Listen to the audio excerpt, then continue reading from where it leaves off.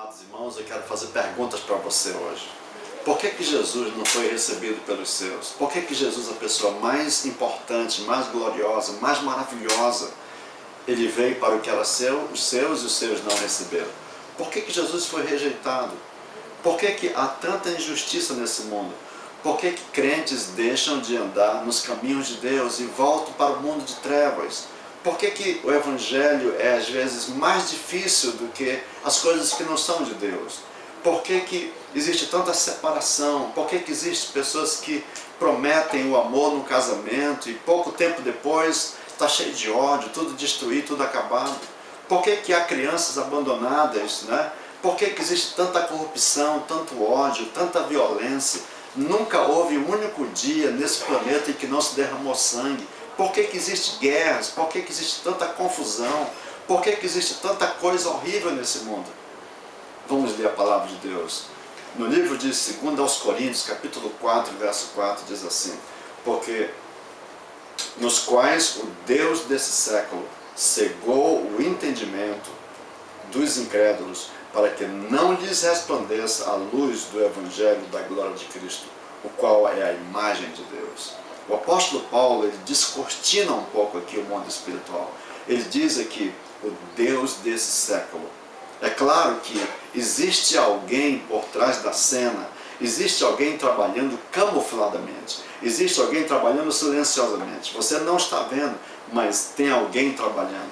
Paulo chama essa pessoa de Deus desse século. Certamente esse não é o Pai de nosso Senhor Jesus Cristo. Esse não é o Criador do universo. Esse é um Deus pequeno, é um Deus com letra pequena, mas Ele é um Deus, porque Ele tem um governo da mente das pessoas, amados. E a Bíblia diz mais, que Ele cega o entendimento. Eu estava prestando atenção na palavra cegar, significa privar da vista, alucinar, iludir, entupir, entulhar, desbotar, desvanecer, apagar, impedir a visão, ou não querer que a pessoa veja, não é? Não quer que a pessoa veja Jesus. Ele fica na frente, ele procura bloquear o caminho para que aquela pessoa não enxergue a luz do Evangelho. E a outra palavra que diz aqui é entendimento. Ele cega o quê? Ele cega o entendimento. Ora, o entendimento é a capacidade que nós temos de compreender, de entendermos, de discernir o certo e o errado. O entendimento é a capacidade de perceber, de ver, de notar a diferença entre o bem e o mal. É a inteligência, é a lucidez, é o juízo, é a razão.